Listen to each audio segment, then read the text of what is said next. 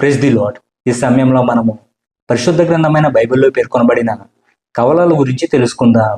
ఒకే తల్లి గర్భము నుండి ఒకేసారి పుట్టిన ఇద్దరు పిల్లలను కవలలు అంటారు.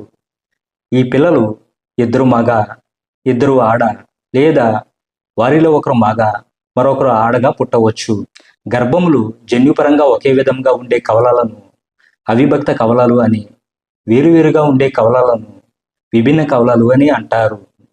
గర్భంలో రెండు శరీరాలు కలిసిపోయి పుట్టిన కవలలను సియామిస్ కవలలు అంటారు. ప్రతి సంవత్సరం ఫిబ్రవరి 22న ప్రపంచ కవలల దినోత్సవం జరుపుకుంటున్నాం. పరిశుద్ధ గ్రంథమైన బైబిల్లో ఇద్దరు కవల సహోదరులను మనం చూడవచ్చు. వారిలో మొదటి వారు ఏశావు, యాకోబులు. ఇస్సాకు రెబ్కాలకు వివాహమైన 20 సంవత్సరాలకు ఈ కవలలు జన్మించారు. ఆదికాండము 25వ అధ్యాయము 24వ వచనములో మనము ఈ విషయాన్ని చూడవచ్చు. రెండవ వారు పెరెసు, జెరహు. యూదా, తామారులకు ఈ కవలలు జన్మించారు. ఆదికాండము 38వ అధ్యాయము 27వ వచనంలో ఈ విషయాన్ని మనం చూడవచ్చు.